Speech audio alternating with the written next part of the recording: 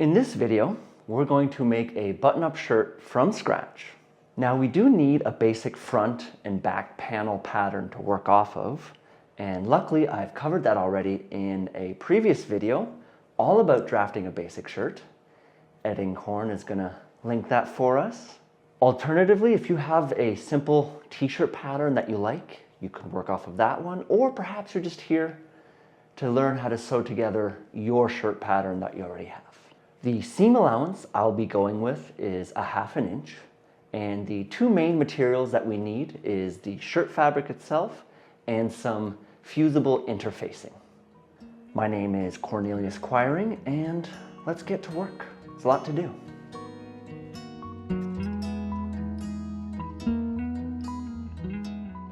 I'm going to copy over half of this front panel from the middle this way. Now we need to add a little extra to the center line here that will be for the placket. Plackets are just two layers that overlap each other, and then we have our buttonholes and buttons here, but they are layered. We have our top layer, we have our underneath layer, and then we have a little bit that folds in to hide the raw edge, like that. I'm making this placket 1 inch wide, and so when we unravel this, the top layer is right in the center of this line, again, because of the overlap. And that's essentially how much we're going to add. So let's add 1/2 inch, plus another whole inch, plus 3/8, which gives us 1 7/8 of an inch. So we're going to add that much. All right. By the neck, from the curve, we just want this to go straight out and match up with that line we just drew. There we go. Same thing at the bottom. Let's extend out that line. Button-up shirts tend to be a bit more form-fitting, and so on the outside here, I've tapered in just a little bit, halfway between the waistline and the bottom of the armhole being the deepest point. So tapering in and out. And I've gone in 1/2 inch this way, and I will do the same thing on the back later. This, of course, is an optional step that makes sense for my body shape. This next step is also optional, and I'm going to add that curve towards the side of the hip. And the reason I do it is because I like to tuck in my shirt, and so having it curve up by the waist here means there's less fabric in my pants, by my hips, by the movement, causing all kinds of tension and things as I walk around. Slightly longer shirts tuck better, so I'm going to add an extra inch to the bottom of my shirt. I'm going to go up 2.5 inches on the outside, and I'm going to go in 4 inches along the bottom, right to there. And then I'm just going to draw in that curve like so. I just chose these measurements because they make sense to me. You do whatever you want if you're going to do this. I do 2 pattern pieces for the front because my armholes and shoulders are different for both sides. Full story on my website if you don't know.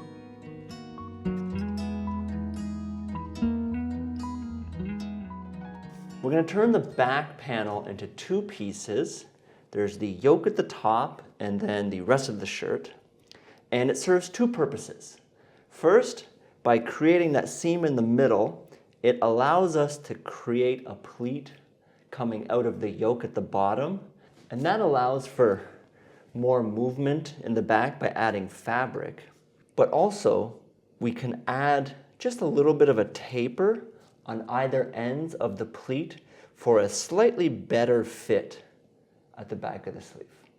In terms of the height of the yoke, you decide where you want yours. You can keep it simple and just do the center back line.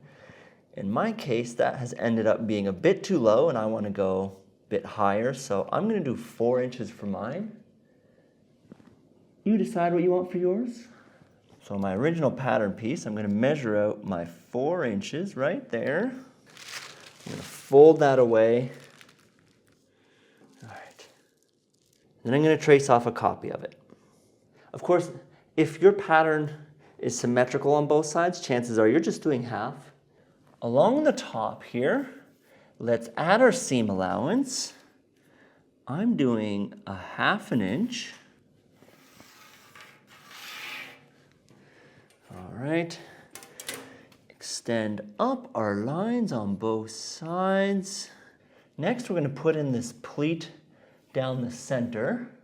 This is what it will look like when it's done. The pleat is going to be 1 inch wide, which means on each side it goes back in 1/2 inch and then out 1/2 inch. So in total, we add an extra inch on each side. I'm going to measure out that 1 inch, working my way down the armhole. Draw in that curve so it nicely mirrors the original, but is 1 inch outwards. All right, there we go. I'm going to go straight down about 1/2 inch, or my seam allowance amount. But I don't want this pleat to go all the way down to the bottom of the shirt. So from here, I'm going to taper it in to meet the original line. However much you decide is up to you. Personally, I'm going to make mine about 8 inches to here, like that. Draw in that line, like so. And for those of you that tapered in on the front piece like I did, I'm going to reflect that here as well. This was roughly the center where I went in 1/2 inch. So from here, I'm going to bring that in 1/2 inch as well. So that'll be about to there. So realistically, mine's going to look more like this. You can sort of see how it kind of goes in just a touch here and then back out again and out to meet it. This is definitely not an exact science. As you can tell, I'm sort of just making it up to my measurements. So you can adjust as you see fit. Essentially, the more fabric you have here, the looser it's going to be. The more you taper in, the less there is, the tighter the fit. I'm going to add that little extra plus the curve on the bottom of the back piece as well. But instead of going down just an inch here, I'm going to go 1.5 inches because the back of shirts tend to be a little bit longer because we bend forward, and so the shirt, when tucked in, pulls out the back more than, say, leaning back and pulling out of the front. So I'm going to go down 1.5 inches. My curve from the side went in 4 inches. Let me mark that there. I went up 2.5 inches for the curve on the side of the shirt, but again, I added an extra 1/2 inch. So I need to compensate for that. So I'm going to go up 3 inches on the side this time. I'm laying down my front piece here just so I have a little bit of a guide to draw off of. And then just sweep it down just a touch more. Curve it around to that 4-inch point there. Yeah, something like that. And then if you recall, I said we're going to take out just a little bit of fabric where the yoke meets the bottom part of the shirt for a more tapered fit by the back. In my case, I'm going to make that 3/8 of an inch down to there. And then I'm going to go in, say 3.5 inches. Again, this is what I'm deciding. You can make yours whatever you want it to be. Taper that ever so gently, like so. And that is my back panel. I'm going to trim this puppy out. I'm now tracing off the top part of the back of the shirt, the piece that makes the actual yoke, and I'm just tracing up until that line that I initially chose for the yoke separation line. Right to there. Once again, I need to add my seam allowance to the bottom of the yoke. In my case, that's 1/2 inch. Draw that in, and then bring down the lines on the side. And then whatever curvature we cut out here, we need to do the exact same thing on the yoke, but of course reflected in the opposite direction. I flip over the bottom piece and lay it on top, and then I can just trace it so that the two curves will be even. That is the yoke all done, and together they make up the back. If you want more regular bite-sized content, consider following me on Instagram and TikTok.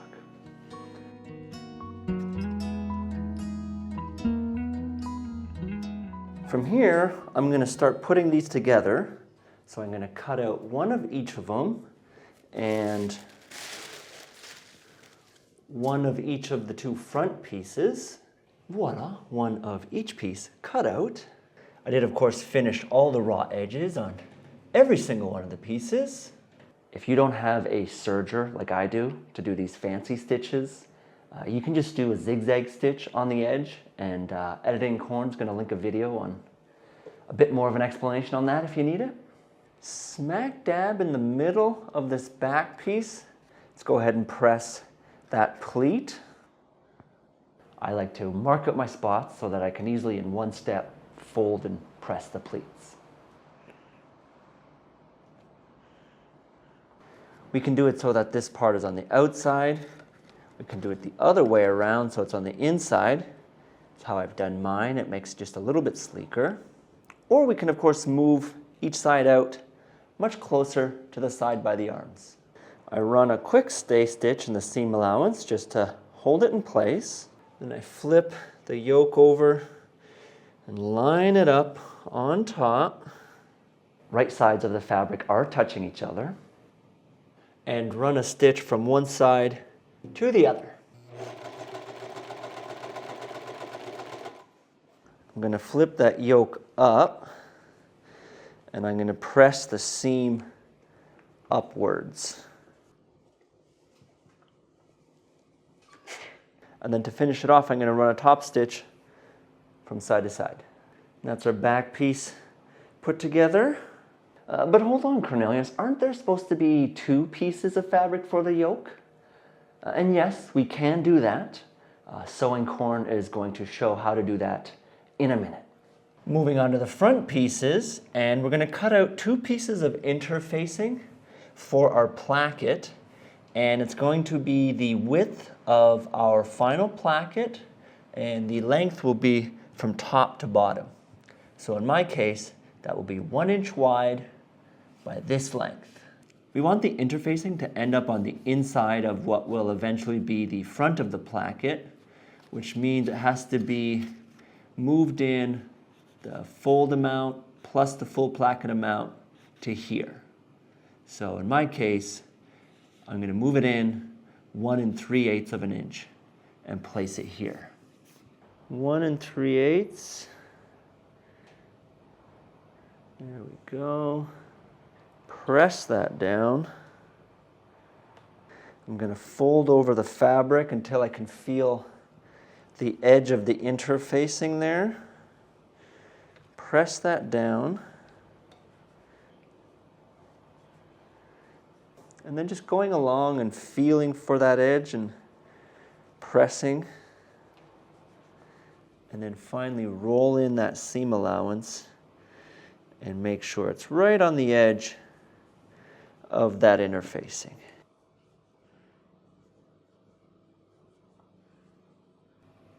And then I'm going to run a seam right along the edge there from top to bottom.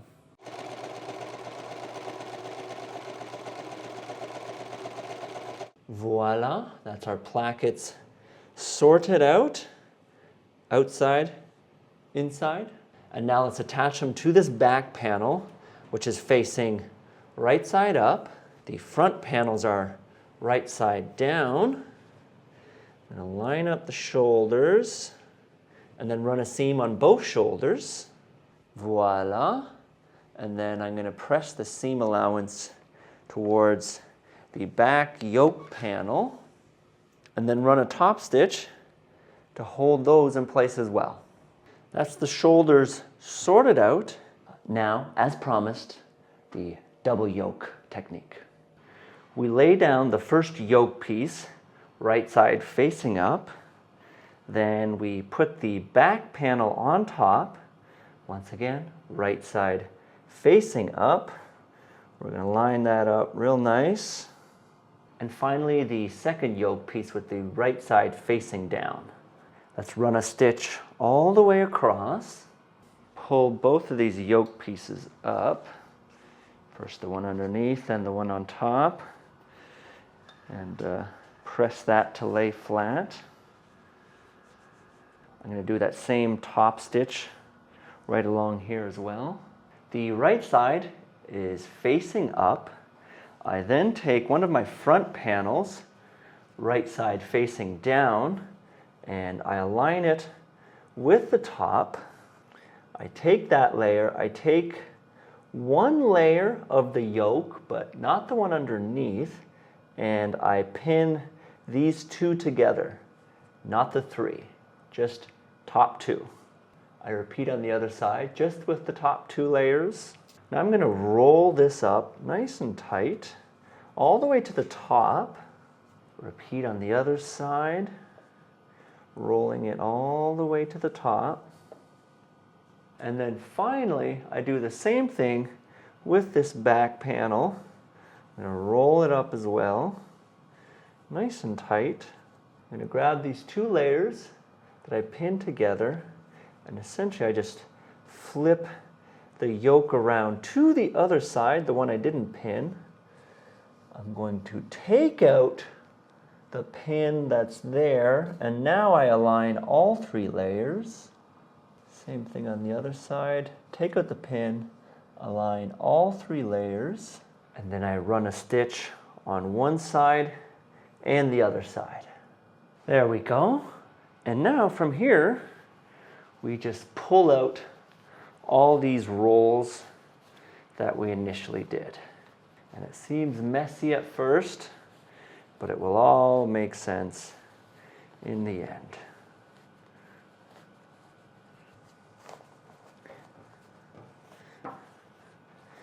Voila! Let's press this to sit nice and flat. And then I'm going to run two top stitches along each side here. There we go. A double-sided yoke. But also that's the basic body panel done. Let's give ourselves a hand, and it's time to move on to the sleeves. If you appreciate this sort of content, you can support my efforts over on Patreon, or just a one-time donation on PayPal is also greatly appreciated.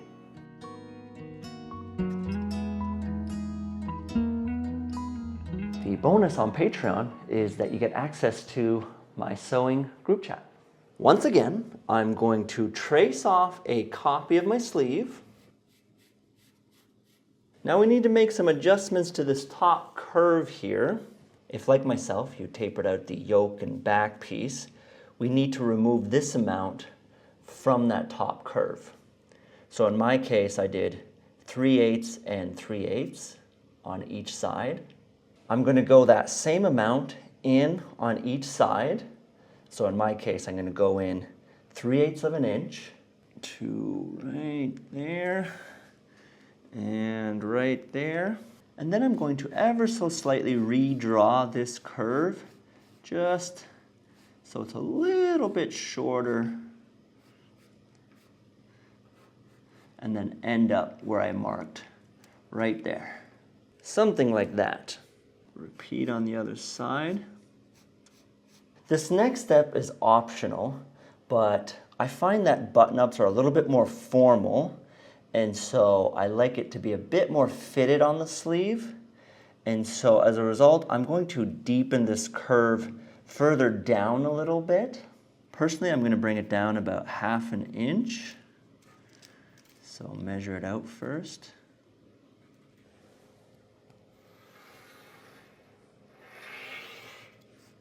Draw in my new curve a second time. I need to make sure that this latest line that I've drawn is the exact same length as that updated line that we did. And I just use good old-fashioned walking out to measure both of them. At the bottom of the sleeve, I want to remove however much I want the final height of my cuff to be.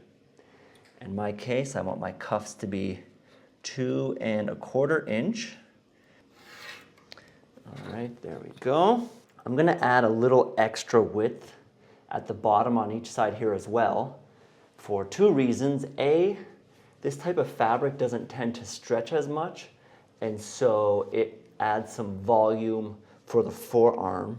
But also we need a bit more fabric so that you can roll up your sleeve and it can make it up past your forearm. I'm going to add an extra 1/2 inch on each side. You decide how much you want. And then finally, I can connect that spot up to where the new curve of the top of the sleeve ends.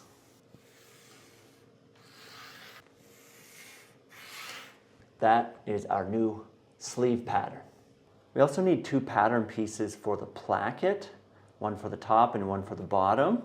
The final width of this under placket piece is 1/2 inch. So for the pattern piece, we have 1/2 inch, another 1/2 inch, front and back, and then 3/8 for a bit of seam allowance that's gonna tuck on the inside. The total height is 4.5 inches. If you want it taller, you can make it taller. If you want it shorter, you can make it shorter. The top placket piece is going to be 1 inch in width. For this pattern piece, again, 1 inch and 1 inch for front and back, plus another 3/8 of an inch to tuck in for seam allowance. And the height is 5.5 inches. And that extra inch in height is this block here, which basically joins and covers everything up underneath here. Finally, the cuffs, and I'm just going to measure to see what I want it to be. So I think in my case, I'm going to make my cuff 8 inches. So I draw this rectangle, which is 8 inches wide. It is the height I want my final cuff to be. For me, I said 2 1/4 inches. But then we need to add a little overlap to the side because the placket overlaps from the front and the back. And based on this one, that overlap is 5/8 of an inch. We times that by 2. That's 1 1/4 inches. So I'm going to add an extra 1.25 inches on the side. Boom, there we go. And then finally, seam allowance around the 3 sides, except for the bottom, because we're simply going to fold it over double when we cut. And just pretend like I haven't already cut my sleeve out here and added this bit later because I did it incorrectly. I'm going to trim out all these pattern pieces now.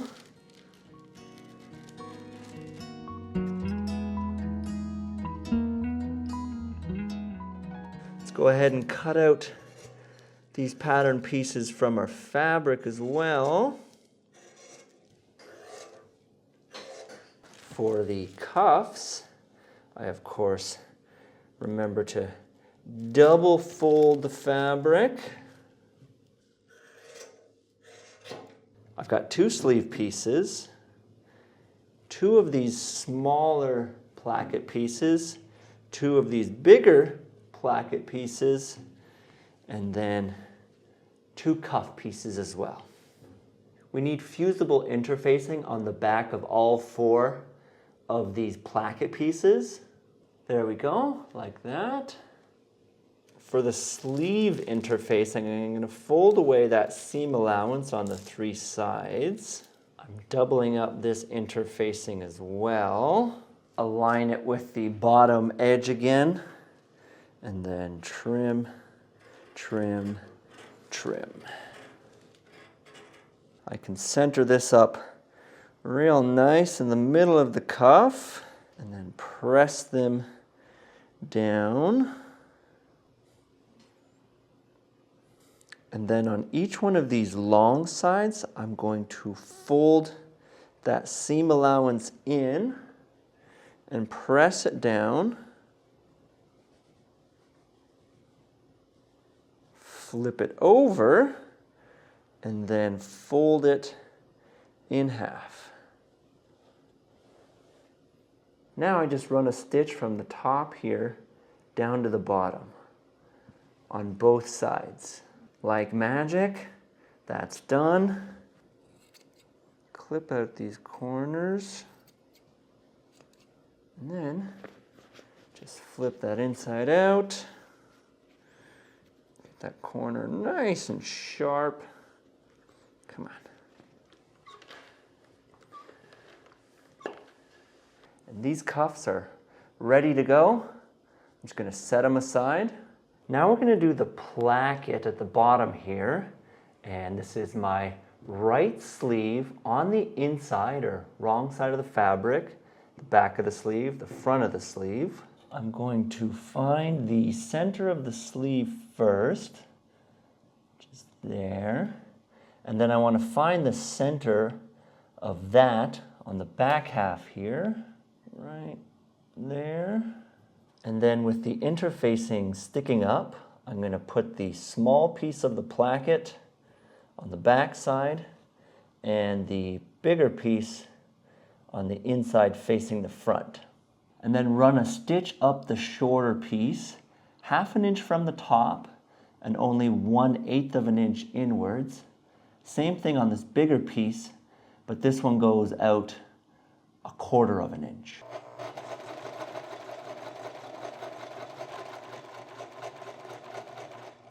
That, and then I'm going to trim up the middle, almost all the way to the top, and then I'm going to cut a V-shaped pattern to the corners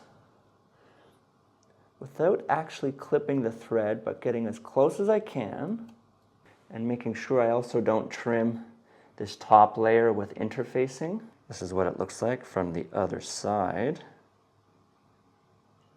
I'm going to flip this smaller piece around to the other side and press it down so it sits nice and flat. Starting from the sewn edges, I'm going to mark in my original measurements, which were 1/2 inch, 1/2 inch, and then that 3/8 on the end here. I'm going to fold them inwards and then fold one more time. It should nicely cover up that rough edge there. Once again, I press to have this sit real nice and flat. Then I'm going to run a seam top to bottom as close to this edge as possible. That finishes up the under placket. Now let's take that bigger piece and flip it around as well. Press it nice and flat. And same thing with that little triangle. Flip it up and press it down too. We're going to measure out our original measurements again on this bigger piece from the sewn edge, which for me was 1 inch, 1 inch, and then 3/8 on the end. Fold those in.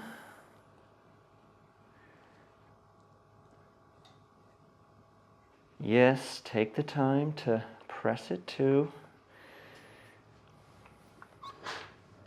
I'm going to unravel it And then fold the top down as well so that there won't be any raw edges showing. I'm going to press that. Using these creases as guides, I'm going to trim off this corner at a 45-degree angle, just shy of that edge. And I'm going to do the same thing here as well. And really I can take out all of this because I don't need that.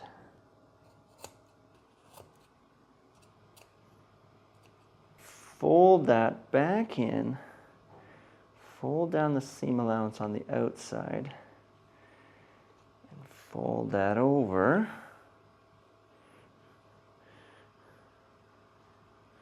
There we go. I'm going to start sewing right here. Go down a little bit.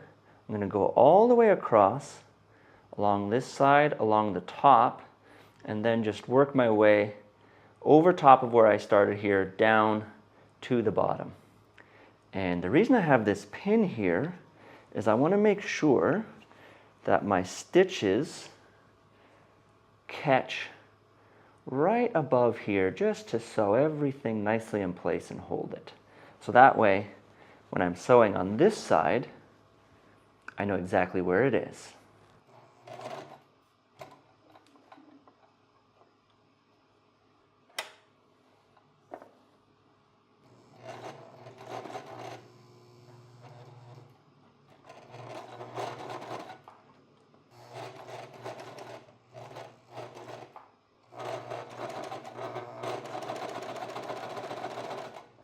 That is one placket done and ready to go. For the left sleeve, we're going to do the exact same thing, just reflected on the opposite side. I also finished the raw edges on both sides of the sleeve and along the top curve, which I'm now going to pin into place. Right sides are touching. I'm just going to work my way around, pinning in a handful of spots so that I sew it on evenly. And yes, this is one of the trickier parts to sew because it's two odd shapes coming together. And to make sure that I don't get puckers between these two layers, with the needle down, I like to lift up the top, just pull that underneath layer back a little bit, and then continue along. And especially as I get to the cap here, I find that's a good little trick to get it on smoothly. We're going to press that seam inwards towards the shoulder. This is the neck here, the placket. And if you don't have one, I would highly encourage you to get a tailor's ham. It's perfect for pressing curves like this because we can use it to pull the curve shapes around to lie flat and then press them. Makes it much easier to do than on a flat ironing board. And then I'm going to run a top stitch along to hold it in place. Just like when we're doing the inside seam, it's good to lift up, adjust, put it back down, and continue along. No need to rush this step. With that complete, I'm now going to run a seam from the sleeve all the way down through the armpit to the bottom, but I'm going to stop just shy of the bottom at 1.5 inches. To the iron we go once more. To finish off the sleeves, we put on the cuffs. But first, to make sure I'm accurate, I'm going to go around and just mark out my seam allowance. Starting with the underpiece of the placket, I'm just going to put that in the cuff and work my way around, pinning it in place. Of course, when I get to the other end, the sleeve's going to be too big, so I just stuff in that placket and then I fold a pleat with whatever amount is left over for the sleeve. We just want to make sure that the distance of each pleat is the same amount on both sleeves and, of course, reflecting each other in opposite directions. And then let's stitch it on all the way around. And if we want to, we can go down along the bottom and back up again.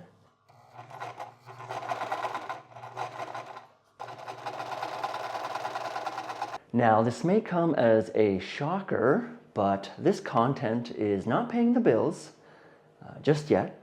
So in a way, this video is sponsored by my design business. I make websites, online shops, I design apps, social media and email campaigns. I also do all kinds of print stuff, brochures, flyers, annual reports, those sorts of things. So if you have a company that's looking to invest in good quality design, or maybe you know someone who has a company in need of such services, well, check out the link and let's see if I can help you out.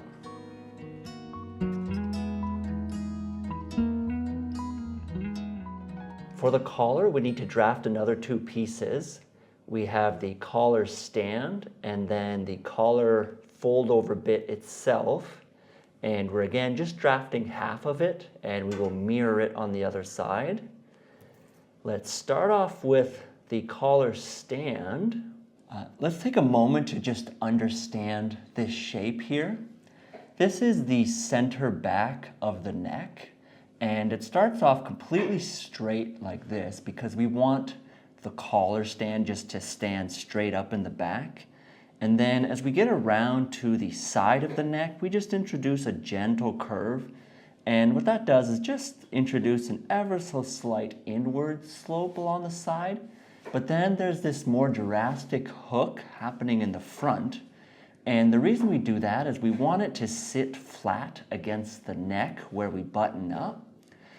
If we didn't have this hook here, the collar stand would essentially point out forward and be open. As for the shape of this curve in general, there isn't an exact science to it. This is just something that makes sense on my body. You can do roughly the same for yours. Maybe if you want it a bit looser, you do a slightly less of a curve. The choice is yours, just experiment to see what makes sense for you. It also goes a bit slimmer on the end here, and what that does is make sure that the collar that folds down stands out a little bit at the front here. We need to take a measurement of our neck hole opening, and accuracy is going to be important in this stage because we've got some rather odd shapes coming together here. And the best way I find to do that is to lay the measuring tape down on the shirt itself and then just walk my way around from one side to the other. And I like to do this a few times just to make sure I'm getting a consistent, even amount and taking an average if there's a little bit of variance from one measurement to the next. I'm going to take that measurement, I'm going to divide it by 2, and I'm going to give myself a bit of a mark there. I have to decide how tall I want the collar stand to be in the back. Personally, I'm going to go with 1.25 inches. You decide how tall you want yours to be.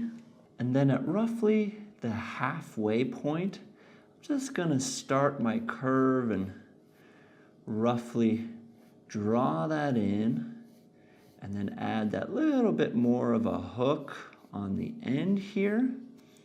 This is not exact by any means. And then once I have that drawn in, again, I'm going to lay my measuring tape flat and I'm going to measure it out. And I want to find the point that gives us that original measurement we divided by 2. So I'm going to put a mark there. And feel free to play around here until you get it nicely the way you want it to be. It's not an exact science. The key is just that we need this measurement along the bottom curve here to be the measurement that we did from here to here. And again, determine what kind of a curve you want. Maybe you want more, maybe you want less. Make a sample until you get it the way you want. In fact, I think I may have gone a little wild on mine, so I'm just gonna ever so slightly reduce that a little bit.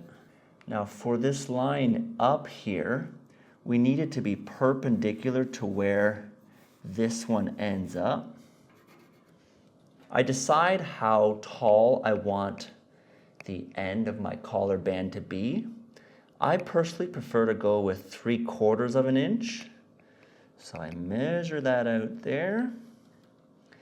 And then finally, I just taper that line gradually back out to meet up with this line at the top here. All right, I'm gonna trim that out.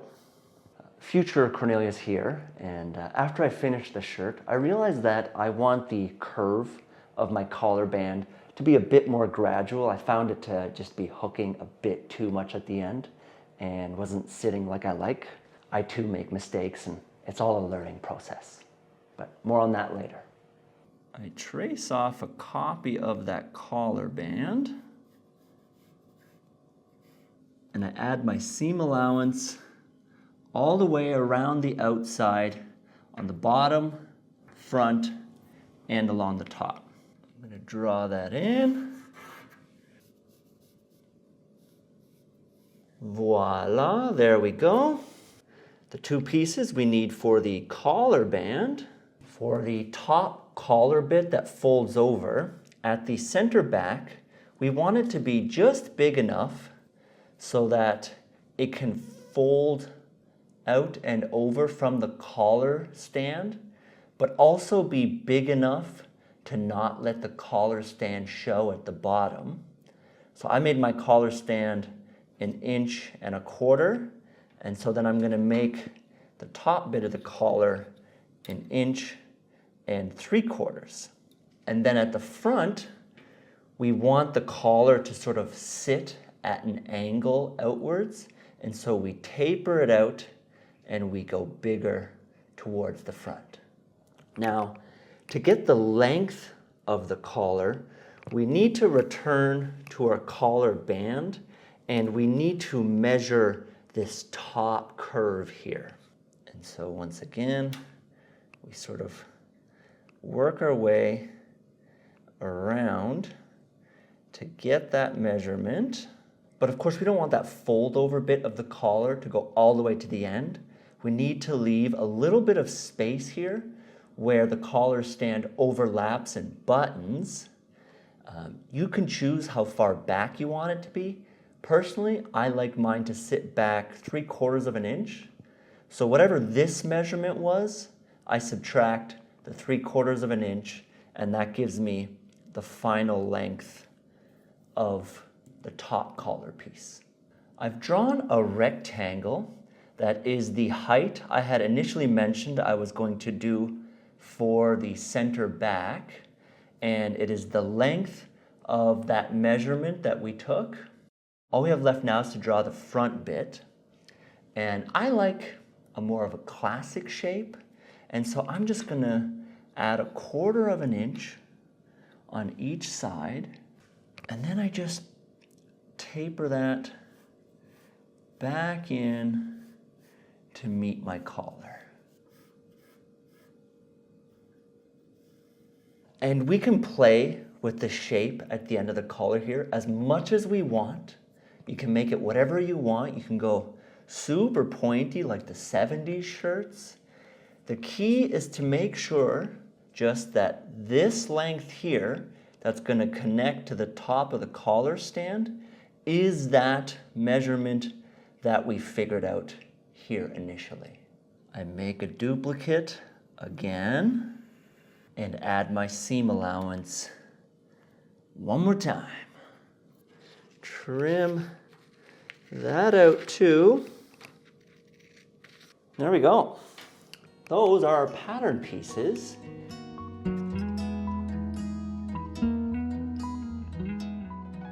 Because we're no slouches, we're going to be adding some collar stays to the shirt. It just helps it sit really nice and crisp. But do know that this is optional. Let's cut out 2 of each of these. These 2, of course, being fabric. These 2 being interfacing. Don't forget to fold your fabric so you get a mirror full length. For the collar stays, I've got 2 layers of fabric, and I only need about 5 inches worth of fabric from the end. 2 pieces of interfacing for the top, 2 for the bottom, 2 fabric pieces for the bottom, 2 fabric pieces for the top, and 2 pieces on the end for the collar stays. I'm going to sort out the collar stays first. From the bottom on both sides, I'm going to measure up 1 1/4 inch and then measure in 4 inches. And then using those 2 markings as a guide, I'm just going to fold that amount inwards, press it down. I'm going to trim off the excess but leave enough seam allowance. And then I can lay those little end pieces that we cut off on top. And then I'm just going to take that and flip it over the other way. I'm going to lay my collar stands down at a 45-degree angle, pointing into the corner here. I'm going to give myself some markings so I know how wide I need the opening to be. Finish off those lines. I'm going to sew right along the edge here and all the way to the top there, and then come down on the other side here and sew right along the edge all the way to the bottom. Just like that. And then let's flip that over and trim off the excess. Again, leaving just a little bit of seam allowance. From here we now press down the interfacing on the inside or wrong side of the fabric. Put the interfacing on the other piece as well.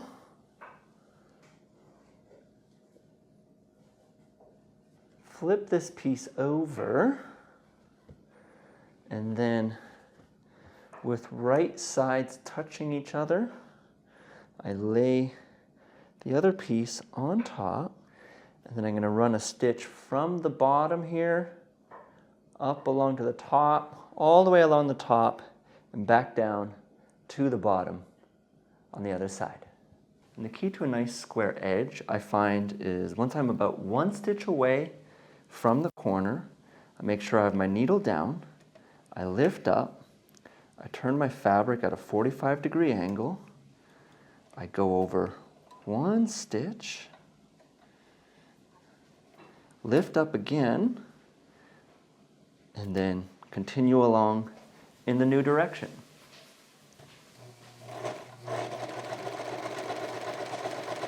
I snip off the excess fabric in the corner.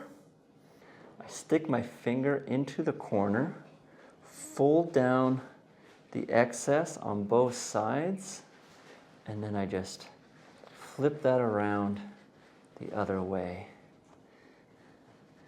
Wiggle out that corner till it's nice and square. What that angled stitch does is just leave room for the fabric to fold around. Press it to sit nice and flat. To finish it off, let's run a top stitch along both sides and then along the top, just like that. And that's the back side. Not quite as centered as I would like, but that's okay. I forgive myself. Back to the collar stands, and we're going to press down the interfacing. I'm going to fold this top collar piece and give it a little pinch here to find the center. I'm going to do the same thing with the stand pieces, and I'm going to give it a little pinch on the top end. I lay down one of the pieces with the interfacing down. I then take the collar and I align those 2 spots. And then I take the other piece interfacing up this time and align that one as well. Pin to hold all these layers together. Starting from the center, we're going to sew in each direction outwards up until the point where the top of the collar ends. I also snip the curves of the collar band just so it's a little bit easier to sew. The reason for starting in the center is to make sure that these things don't shift on us accidentally and stay nicely centered. You see how I sort of pull back on these two collar stand pieces to align it with the bottom of the top flat bit?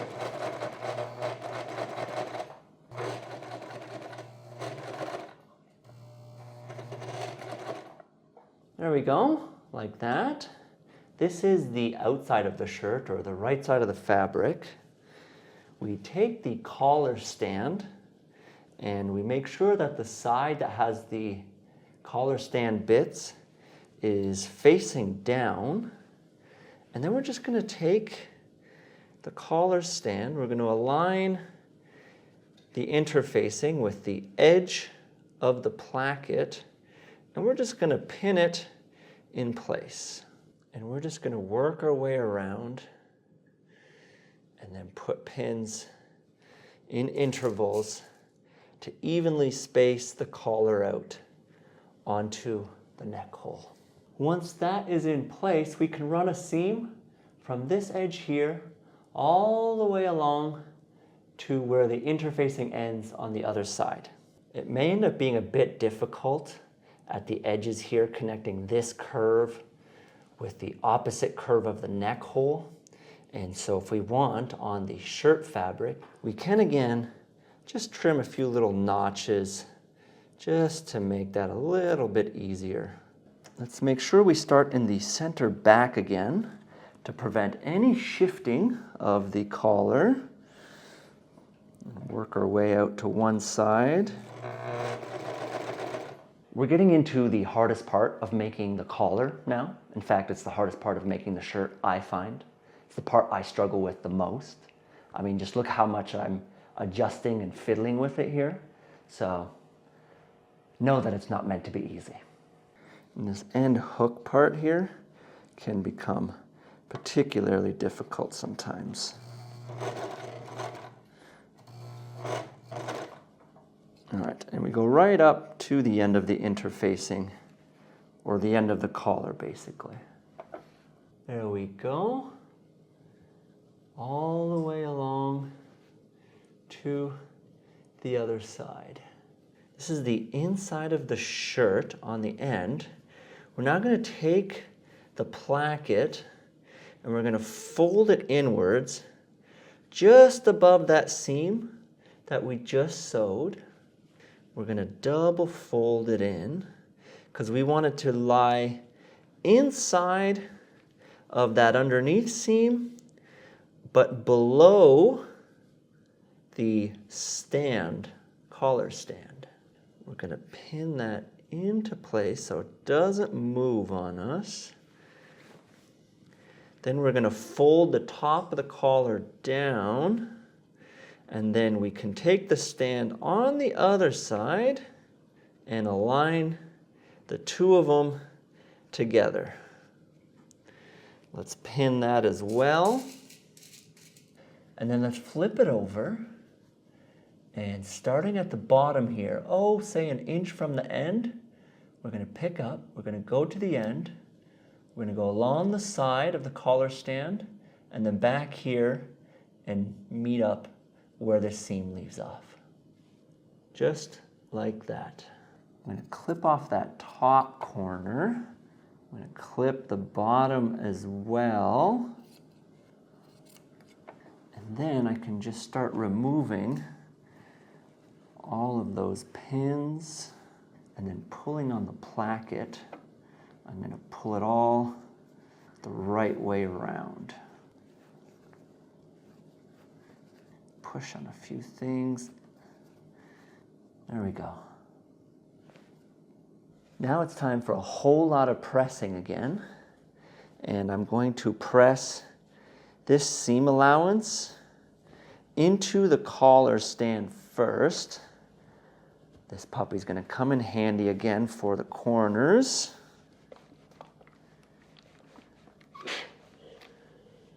Finally, I'm going to fold down the other side of the collar stand, tuck in that seam allowance, and make sure it's just below that seam there, and pin it in place.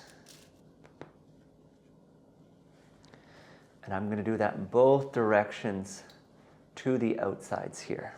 And then to attach it all, we can just run a seam along the bottom, up the sides, along the top here, back down and connect again.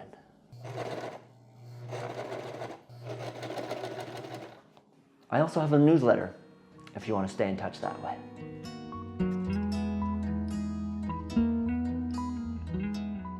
Fold over the bottom of the shirt so we can sew that down. You can do a single or double fold. If I do a small, narrow hem, I can get away with having it all lie flat with just a little bit of tugging on the fabric. But if I go with a larger hem, chances are I'm going to have to fold over the fabric in order for it to sit flat. And if I double roll it, again, it's going to possibly introduce some folds, even on this narrow one, and for sure on the larger one. And I'm just going to sew right along all the way from one end to the other. And by the side seam specifically, I'm going to go up and then across right here by the opening, and then back down again and around and continue along.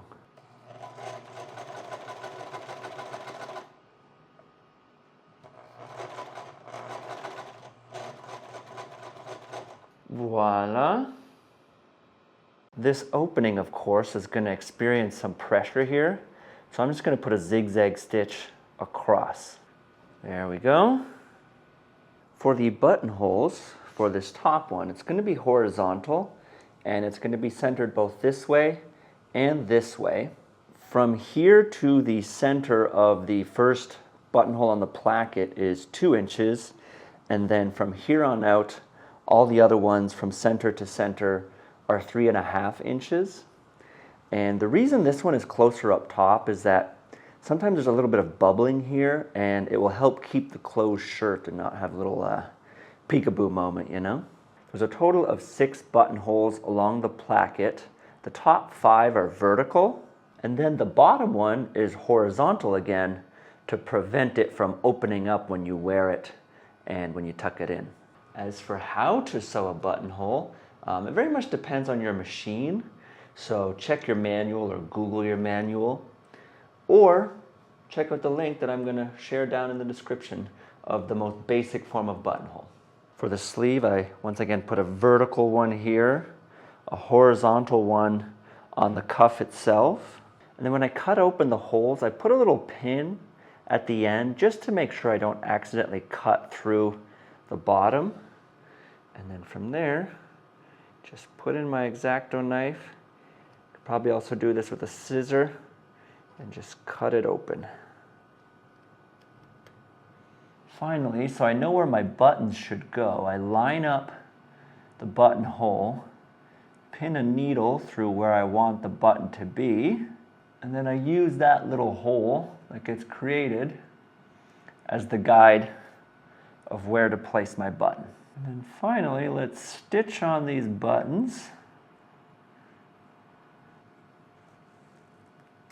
A couple times each way, little knot in the back, and we can move on to the next one and all the other ones that need to be done. I'm also going to put in 2 darts on the back panel to taper it in by the lower back area. I've spaced them equally into thirds, 1, 2, 3. This is roughly where my waistline is, and I've gone down 4 inches and up 4 inches.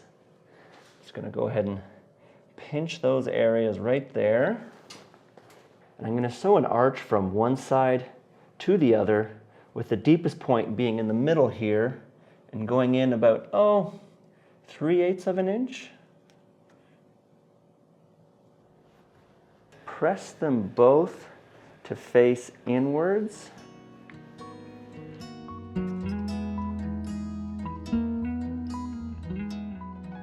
This is my first go at making a button-up shirt pattern from the new block pattern that I drafted in the first video. And as you saw with the collar, it needs a little bit of tweaking. I think I got to bring my shoulders out a little bit, and then there's some small things here or there. And I bring that up to say that I think it's very normal to have to make a couple iterations. There's probably things you want to tweak on yours. As much as I struggle with it, I also try to just embrace the fact that imperfections are part of the process, and it's normal. I learn more from my mistakes than I do from things that go well.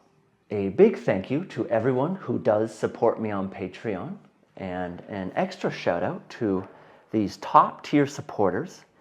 Many of you who've been with me for a long time, I am truly thankful.